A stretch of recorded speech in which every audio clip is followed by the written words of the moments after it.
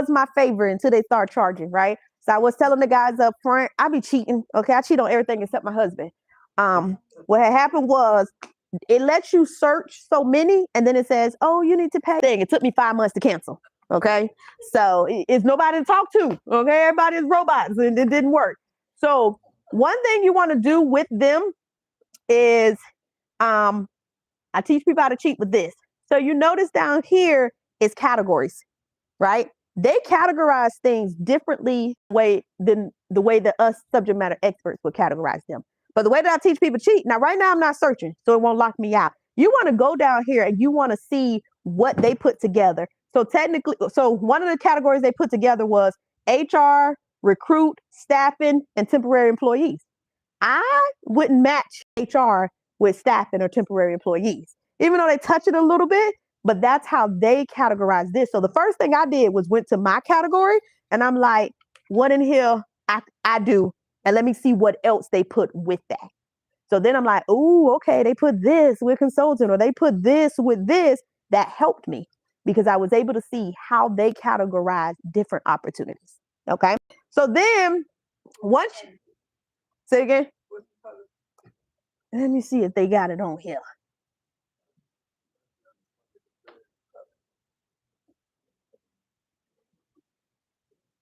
No, you're right.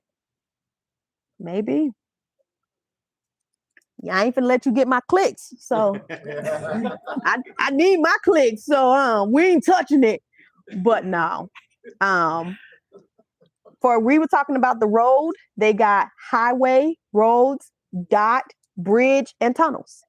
You know, for healthcare, they got healthcare, medical, and social assistant. I would never put social assistant with healthcare. I wouldn't have thought that healthcare and medical was two different things. Now, the other thing when it comes to instant market is this is one you really need your keywords, and keywords matter. So, for example, now I'm not going to touch this, right? I'm going to go here. If I am sourcing for a high profile client, I am going to put their state in here. I'm not going to leave it open. When I'm sourcing for myself, I am going to leave it open because I do contracts everywhere. Some of my clients only want to do contracts in their state. That's it. And that just depends on the field. So let's go to event planning, right?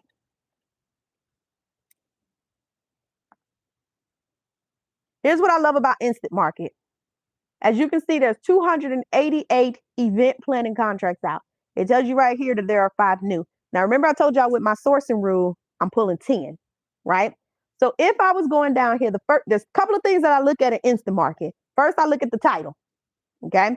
Then I look at the description. The other thing I look at is the due date, and I look at the agency and where it's at, right? Y'all already told y'all a bad story about Texas, so I wouldn't even look at that even if they paid me, okay? But this one is needing meeting space. Now, if it's not in Virginia, Moss Vincent is only in Virginia. There's no point in me looking at that one because I can't do a meeting space in another state unless I'm willing to get another building there, right? This one is for equipment and supplies. It's due in June. It's in Texas. Well, everything in Texas. This one's due February the 6th. They want a custom event calendar web application. I don't do tech, so I wouldn't go after that. So notice how I'm not wasting my time. I'm trying to narrow it down to get to my 10, right? So this one is a conference and event planning, ITQ, right? It's due January 2028. I don't look at nothing that's not due this year. Why? Because 2028 ain't no telling what's going to change with it. And the thing about Instant Market is some of these are valid opportunities. Some of these are recompetes or renewals that the system is already showing you that's coming up. Some of these y'all are going to see 2030, 2032. Don't waste your time on those because it's other fish to fry. Yes, ma'am. So when I'm looking at Eva and I'm looking at Instant Market, is it possible that you're going to have those same opportunities? Are they going to? Yes. Because EVA is a state portal. It is owned by whatever contract the government did with the application person that built EVA, right?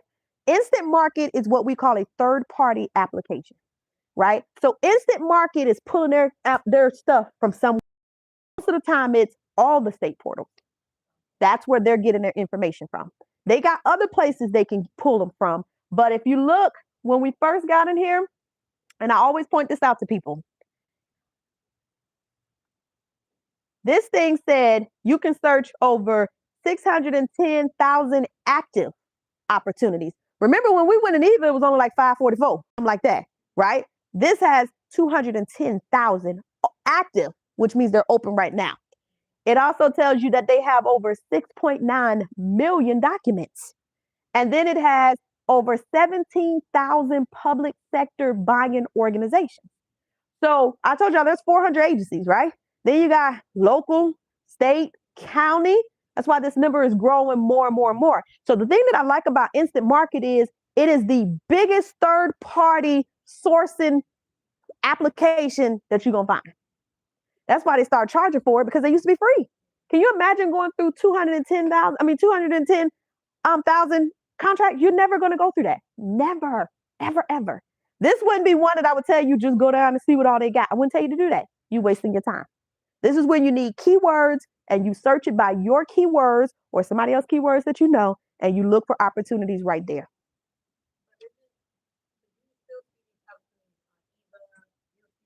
Maybe. OpenGov is very specific. So OpenGov, you may see OpenGov on Instant Market, but you may not see Instant Market on OpenGov, because OpenGov has a relationship with certain agencies and they put those on OpenGov. Now, Instant Market may pull from it, but OpenGov is very unique. You see 210,000 here. OpenGov, you might see 12 pages. That's it. So that's the relationships with the people that they have for that specific third party, because OpenGov is a third party too. The next one is Bonfire. Do not fall for the trick that I fell for. I paid for it. It was stupid. Another one that I paid for that was so dumb was PTAC. PTAC have a portal too that you can pay $150 for and you can get it all year. I never found a contract on there that I liked. Never. It was a waste of my money. Okay. I got to Google this one too, because clearly it don't be what it's supposed to be. Bonfire have a lot of opportunities too. I think it's this one. Yeah, I ain't been on here in a long time. I do get emails from them. I can't get in here. Hold on. I do get emails from them, but I do not recommend you paying for them. You can get them for free. I think you could get them for free. I don't know. It's been a while with them. They do email you. Once you sign up with them, they do email you opportunities that match your NAIC codes, but it'd be a lot of them. It'd be too many of them. That's why I don't go through them, because I like to minimize my time and I don't want to go through a whole bunch of opportunities. And then the last one is your sister state, right? So depending on your industry is going to determine who you select as your sister state, right? California got multiple portals. California got an emergency portal.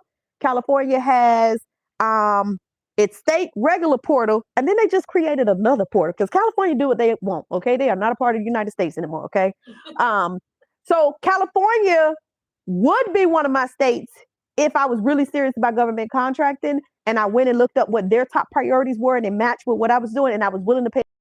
Because remember, California gonna hit you with an $800 tax, regardless if you do any business in a state. My other favorite states is North Carolina. I like Texas. I like states that's like people don't normally do government contracting in, like Arizona. Arizona is a very great state. One of my clients got 3 $500,000 contracts with 3 different agencies, and she in Florida from Arizona. We found one contract that we realized that every person that bid on that contract, Arizona awarded it to. So we went after that contract too, and she got awarded. So once you study these states and you realize who aligns best with what you offer, then that needs to become your sister state, because that's the state that's giving away money for whatever it is that you're doing. There are states that's prioritizing IT. There are states that's prioritizing medical. There are states that are prioritizing minorities. So you just got to get a feeling of where these agencies are located at, and what is their top priority. A lot of people do not know that agencies have strategic plans that they put out. They also have forecasting reports. I always tell my people, go to usaspending.gov and figure out where your money is at. When we meet again, because I know we skipped next week, when we meet again, we are going to go to my favorite website that I'm going to give to y'all right now. And y'all gonna love me when y'all come back, okay? It is fpds.gov. How many of y'all heard of this website? FPD, yep. It's the Federal Procurement Delta System. It's on your second page. Boom. Boom.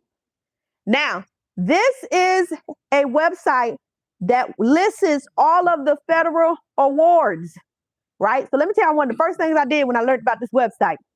I went to the search bar and I typed in event planning. And what came up was pages of event planning awards that have already been given away. But what I realized on this website was this top one is an event planning one from 2020, right? I don't want to see 2020. And it was in Maryland, my sister state. So what I do is I go to date signed in the right-hand corner, and I want them to show me the last contract that was just awarded in the federal government, which was January the 14th. It says negative. I still don't know what these dang on negative numbers mean, but $50,000. It was a BPA. Do anybody know what a BPA is? Blanket purchase order. That's when multiple people are on a contract. Once you're all awarded on that contract, every contract that comes out, they put it out to that group, and then you get the opportunity to actually win that contract. But it's only a group of y'all. So I was on a couple blanket purchase orders. Sometimes it was 7 of us, 5 of us, or 15 of us. But what makes those unique is that for the 3 years that we're under that agreement, we are the only ones that get to bid on those actual contracts. So another one over here. So this was just a few days ago. There's never been a time that I've came in here to look at my industries and a contract wasn't awarded just a day ago, 2 days ago, or 3 days ago. This one was $85,000. Look at this. Now I want y'all to pay attention. Maryland, Pennsylvania, or Philadelphia, Maryland. What's my sister state? What are they awarding event planning? My industry. Do y'all now see why they my sister state? Because I've realized that they like to, this is their thing. This is what they like to award. They like to party, right? So what you're going to do over our time away during our snowstorm is you're going to go in here. You can also filter this to your specific area. So the first time in this, true story, I went in there, I put an event planning. The day before, $1 million event planning contract was awarded to a company right down the street from me. Right down the street from me. Didn't know this company existed. So what did I do? I sent them an email. I said, congratulations on winning your $1 million contract yesterday. By the way, my name is Latasha Brooks. I've been an event planner for 6 years. Here's my capability statement. Please let me know if there's anything I can do to help support you on that contract. They ignored me for about the first 90 days. But then afterwards, I got an email. Hey, let me know if you can do a meeting with me. Great. Sat in and met with them. I worked that contract with them for about 1.5 years. Didn't know these people. These people didn't know me. They right down the street from me. I opened that door. I got a seat at the table. I'm able to use that as past performance. I met their customer. I worked it. I got experience. That's a win-win. I didn't have to win the $1 million contract. I wasn't in position to win that $1 million contract, but I still got to work it and build a relationship. Now they keep winning all the contracts. DC loved them. I don't like going to DC. I hate it. I hate the traffic. I hate that there's no parking. So I don't work there anymore. Not doing it. I got people now that want to partner with me that live in DC and they like, if you get the contracts, we'll do all the work. Because I'm not going back there. I don't want to, it's too stressful. So any questions? So hold on before you take that down. Okay. The thing about FPDS, if you can see it, it has a PSC code. The PSC code is different from the NACE code. The NACE code is the umbrella. We bought a building. The PSC code is, I specifically bought this thing. The product service code tells you exactly what the government is buying. So then you get a full understanding of, oh, they specifically bought that service. So they narrow it down a little bit more from, the umbrella NAICS code because it may be event planning, but they specifically bought, I don't know, the room decoration or the floral arrangements or something like that. So you have to look at the PSC code. It'll tell you exactly what they're buying, and that helps you to position yourself when you start writing stuff. Okay, I specifically provide this thing. So let me show y'all. In this one, which was $85,000, if I click on the view, I'm gonna just quickly show y'all. We'll do a little training in this one. But there's a few things that I look at this to help me cheat, okay? The first thing it tells me is who bought this. Well, now I add this email address and this name to my Rolodex because I know, one, they like event planning.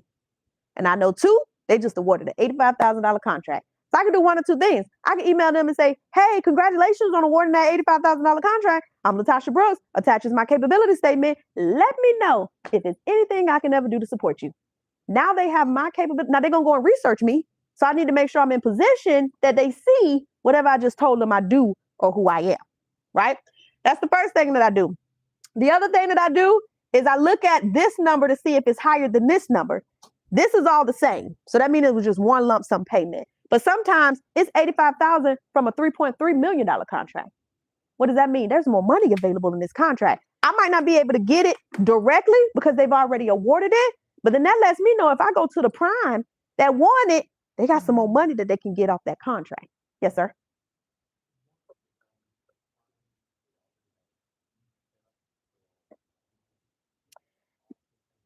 Nope. Let me tell you a secret. Ever since COVID, there's a lot of people that are winning contracts that don't want to work the contract.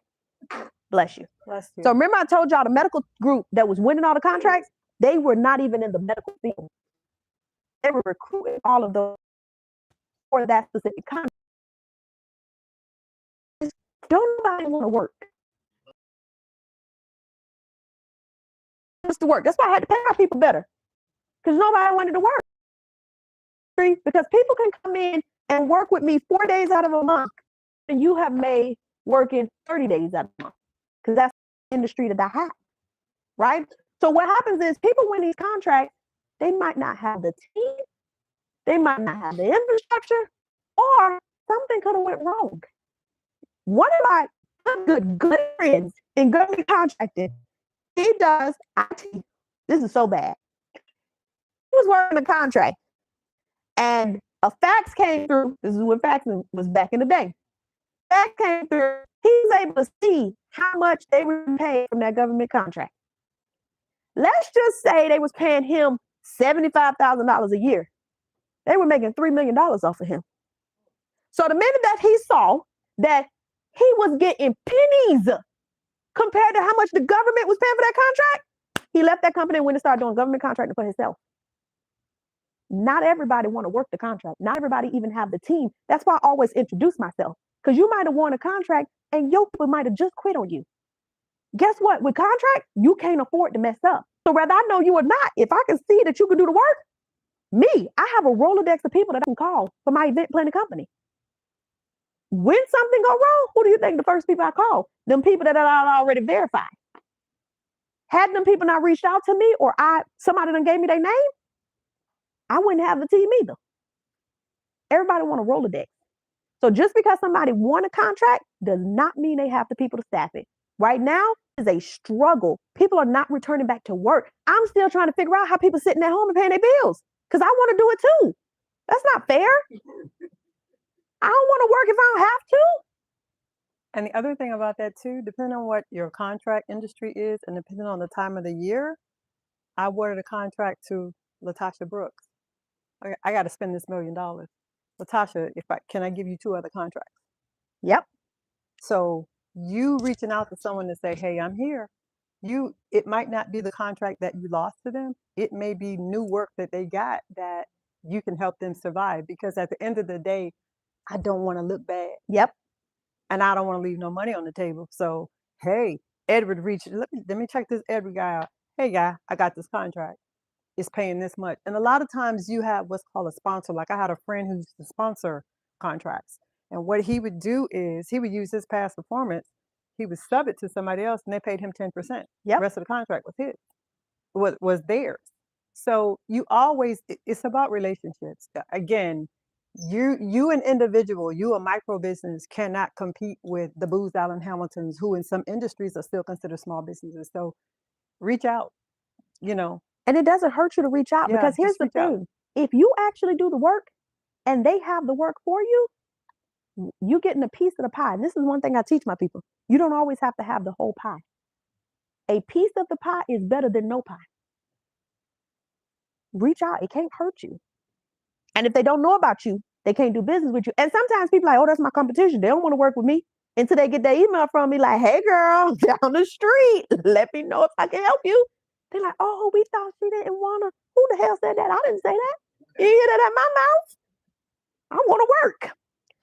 The other thing on here you want to look at is, ooh, this look good. What can y'all see on here? What's that first thing?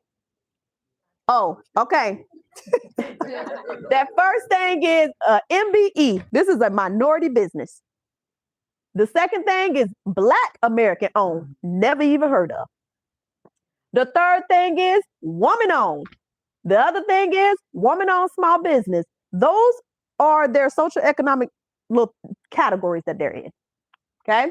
Then they have a for-profit business, and they are a limited liability corporation. And the other certifications that they are DOT certified, they are small disadvantaged business, and they are in the 8A program. When I look at these clients, now let me tell you something. If I were y'all and I'm VOSB and I notice they don't have VOSB, I'm reaching out to them and say, hey, love all your certifications. Congratulations on that $85,000 contract. I'm Natasha Brooks. I'm VOSB certified. Let me know if there's anything you ever need from me. Here's my capability statement. Reach out, and I have the capacity. Anytime somebody want a contract, let them know you have the capacity. Because remember, they might not have nobody to work it.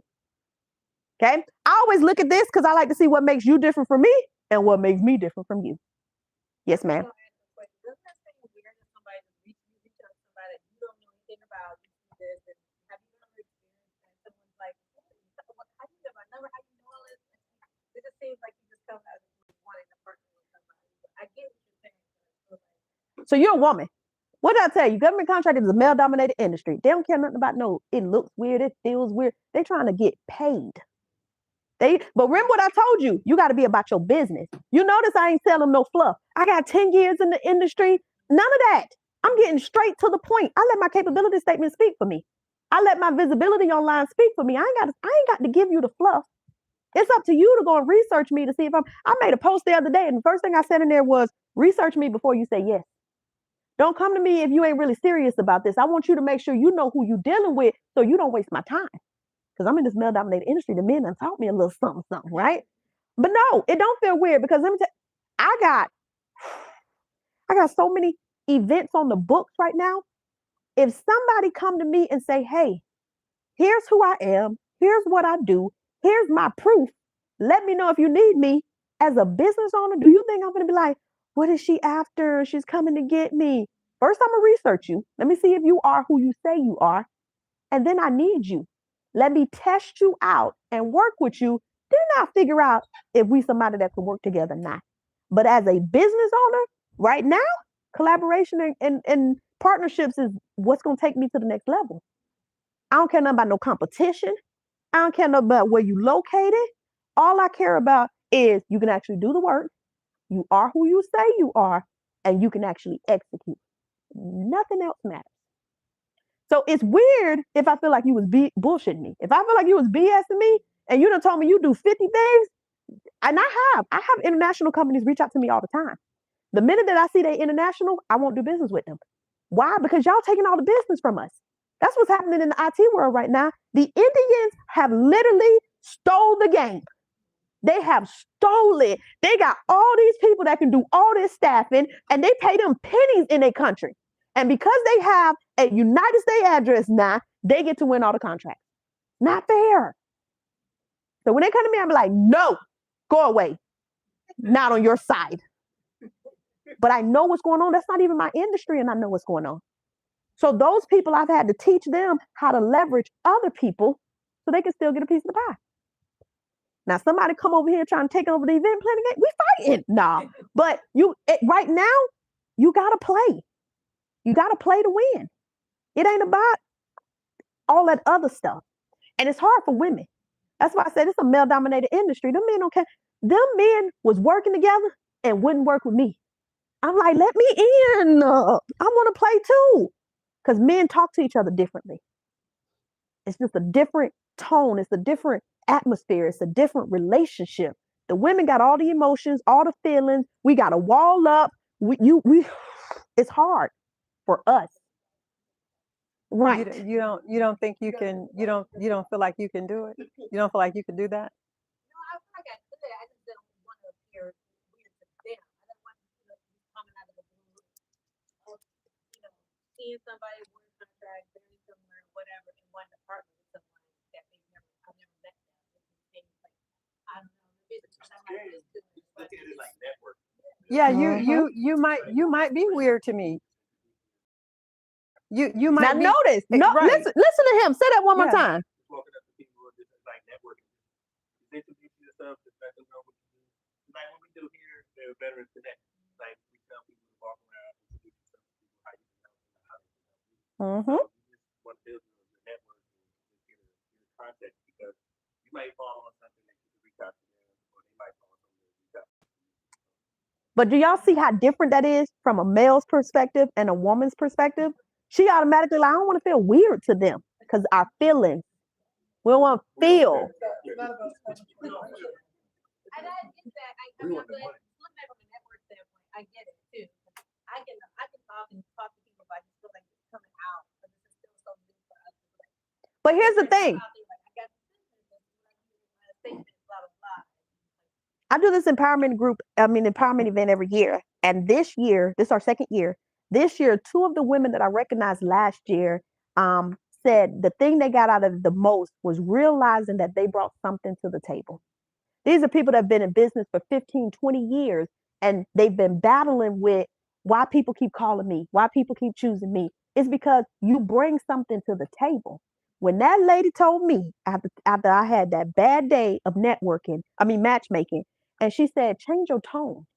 She said, you've been doing this already. You got to talk different. You got to walk different. What that did for me was allow me to understand I bring something to the table.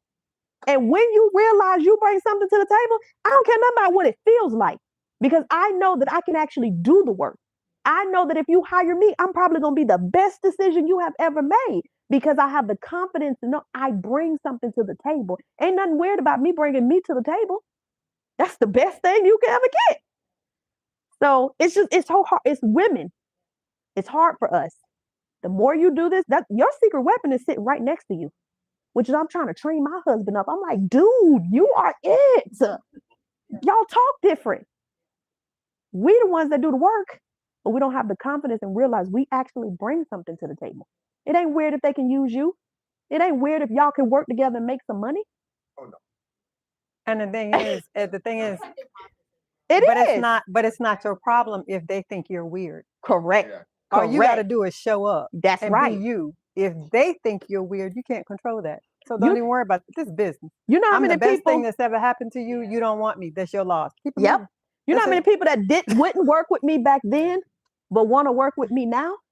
And as a leader, I can't have no hard feelings that back then they didn't know how powerful I was. Mike down. That's right. Who? Okay. Yeah.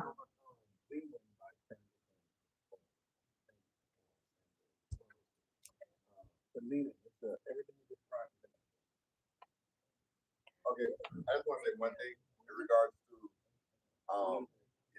it's all good information. But let me tell you something. My wife, she asked that question because she just wanted to say it sounds weird, but she don't have no problem. Yeah. Doing it. Yeah. You know what I'm saying? Or doing the work. Yeah. Because her I don't know, her accreditation or her skill set. Yeah. Is vast. Yes. You know what I'm saying? And if she says she can do the job, she can do it. Do the job. You know what I'm saying? She's it. Yeah.